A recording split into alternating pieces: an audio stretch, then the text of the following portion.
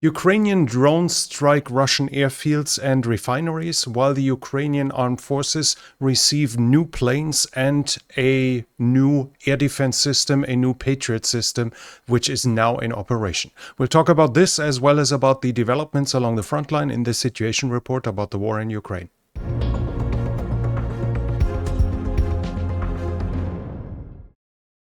I think I actually forgot to link the donation campaign I'm running last time. So here it is again. We are at 30,000 euros to buy used fire trucks for Ukraine in case you want to donate. This time it will be in the description and in the pinned comments. But let's continue with Ukraine war itself. Drone strikes on the airfield of Milerovo have been successful. That is visible in satellite pictures. We see the damage after the strikes. A storage facility for fuel has been hit, as well as a hangar for maintenance. Whether planes have been struck or not, I have not seen any evidence. The Ukrainians also struck the Coast Guard base on the Crimean Peninsula. I talked about it in the last situation report. We now have visual evidence of the damage in the area as well, clearly showing that the Ukrainian drones have hit and damaged or destroyed something. The Ukrainians don't stop though. Riba is reporting about an attack today with 77 drones that have been done by Ukraine.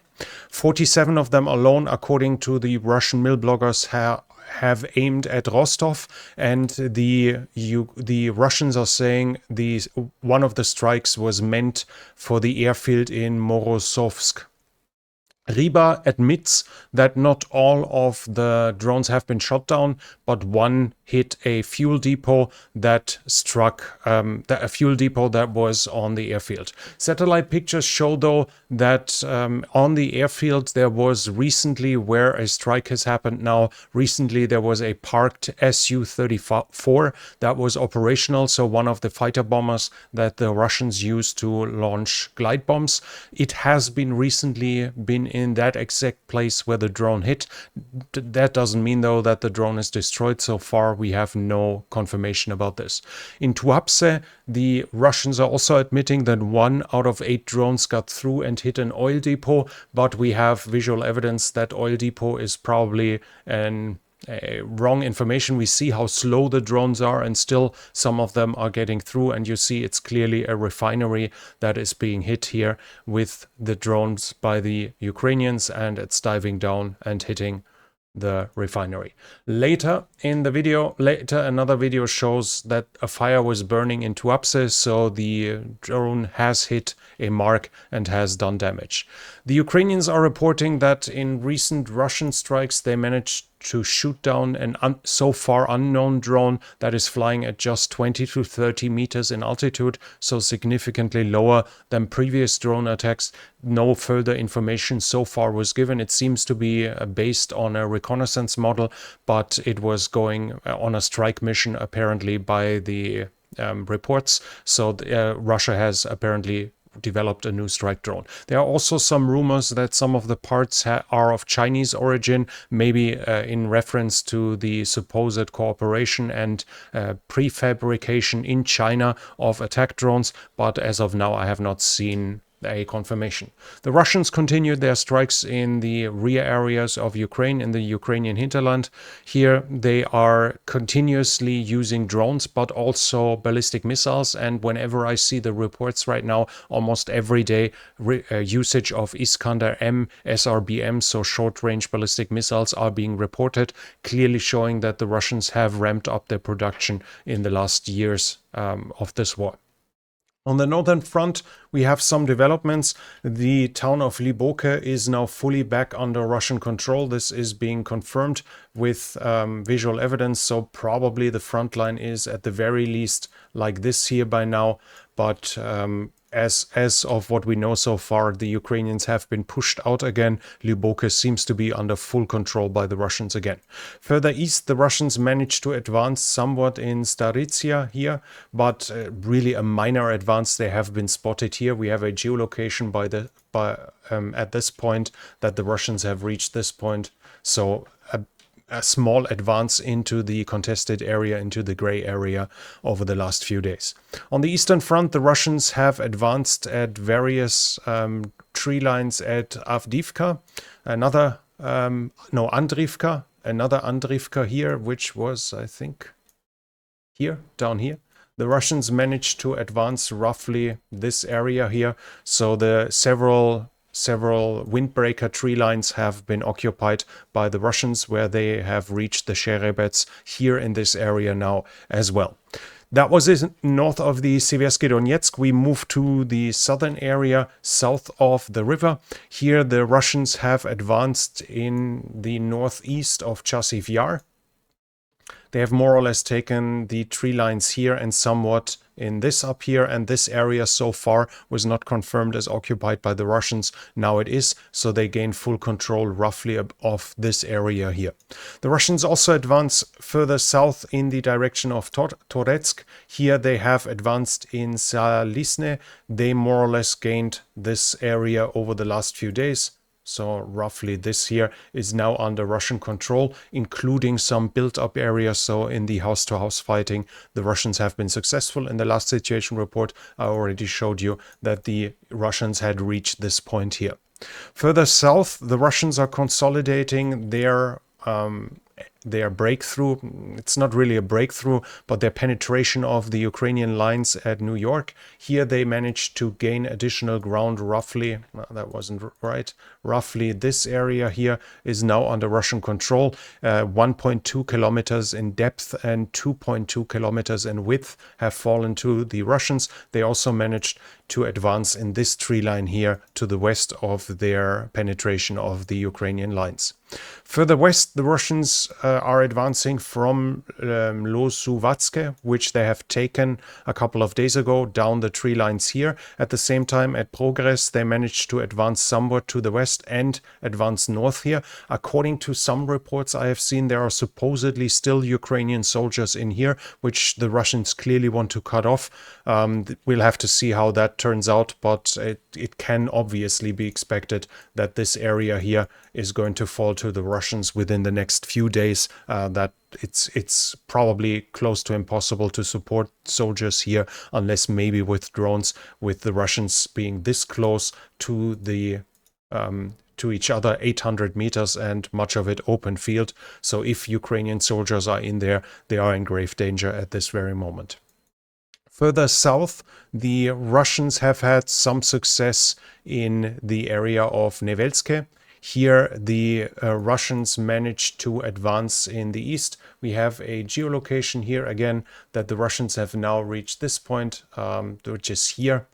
So this here is probably now under Russian control. It's likely that this might be under Russian control as well. Again, it makes little sense for the Ukrainians to defend this line here while they are threatened from the south and from the north. So we should expect a change of the front line like this in the near future.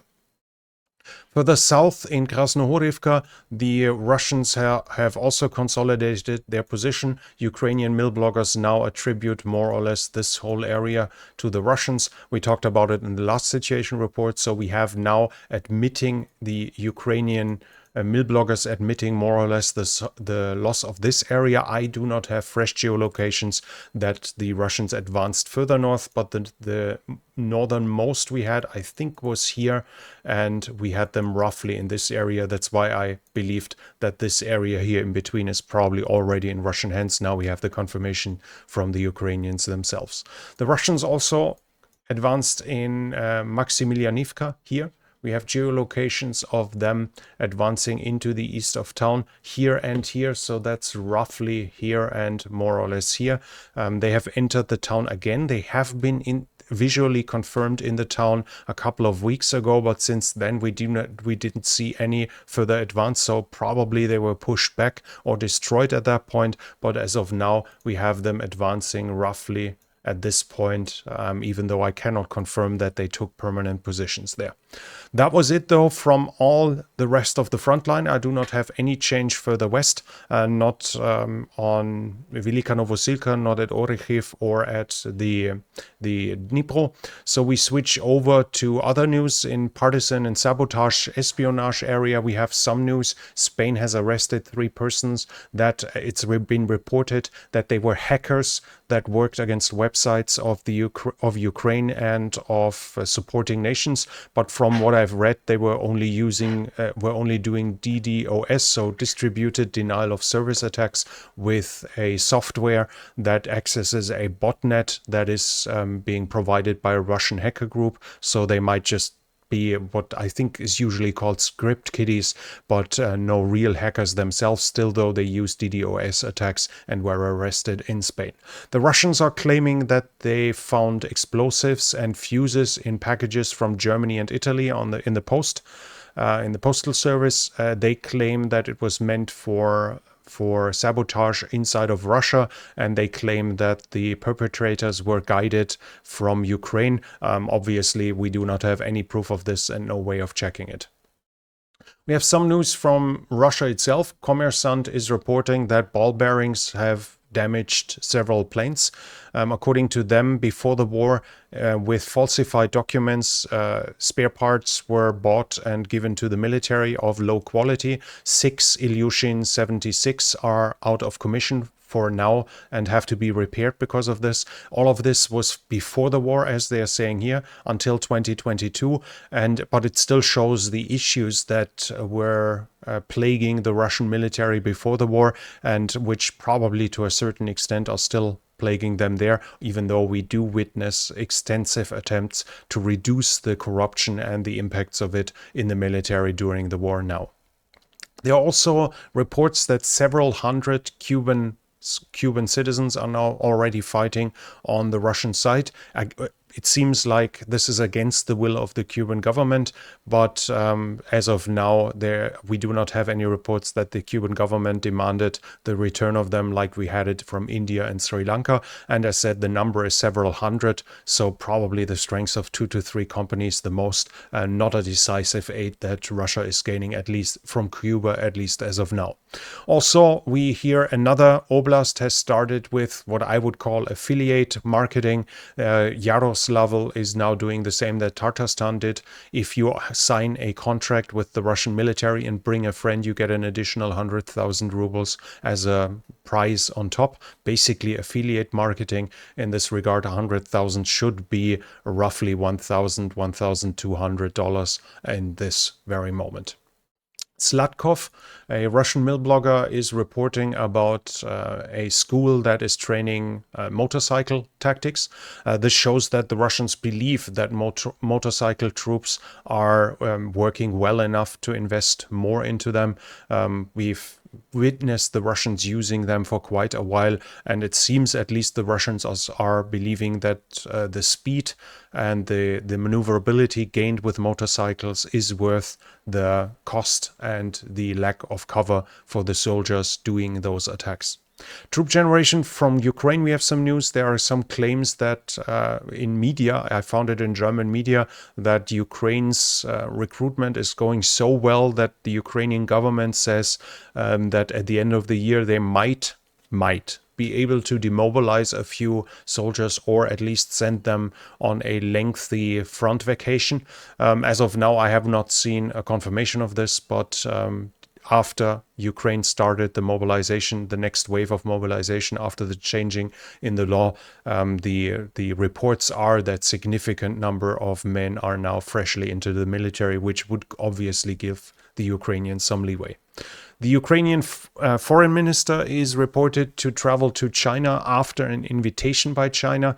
Obviously, China seems to be the nation that can have the biggest influence on the war on Ukraine, on Russia's side. So in this regard, after the invitation came from China, it shows that China wants some diplomatic movement there, and we'll have to see what comes out of this. And Ukraine was able to shift around national debt to prevent the country from defaulting. So as of now, the finances of Ukraine have been secured for the near future. In international support, we have news that Sheffield Forge Masters in the UK are restarting the production for artillery pieces, especially for the L119 and the AS90. Those are 105 and 155 barrels that are being used by Ukraine. Restarting the production will mean that the barrels that are at some point spent, usually numbers are varying, it depends on the load and so on, and the ammunition can play a role too, but probably after 6,000 to 10,000 rounds the barrels should be changed. Otherwise precision is lacking and range is lacking, and at some point there can be the danger of an explosion or a failure that can destroy the piece. So barrels have to be replaced regularly, and obviously at some point the depots are empty after intensive fire, and there we have news that in the UK they restart production for the artillery pieces that UK has delivered. Croatia has given Ukraine an AN-32B. This is a light transport plane, and a second one will be given to Ukraine after a full overhaul that is currently being done in Croatia. So 2 new transport planes for Croatia. And from Germany, the third Patriot system has arrived in Ukraine. Zelensky reported that and thanked the German government. And finally, we have a kind of weird video that shows the Russians laying smoke with motorcycles. And we see them laying a smoke cover here. This can obviously help approach, and this can protect, unless of course the smoke isn't hot itself. This is why in tanks they have usually on phosphorus basis they create smoke that is hot by itself and thus blocks heat signature. Here we see it blocks against Mark I eyeball, but as soon as the thermal camera is on, the look through the smoke is possible without any problem. Let me see. We can go back here. Here you can see it looks like nothing has even happened because the smoke itself is not hot. So the effect of it is fairly limited, while obviously the motorcyclist presents his position to the public. That was it from the situation report for today. This is Etzel, by the way, because some always ask, a street cat that I found. And if you like this situation report or the cat in the background, then please give it a thumbs up. Leave a comment. What do you think about the current developments? And if you're new here, I would like to invite you to subscribe to the channel and hit the bell icon.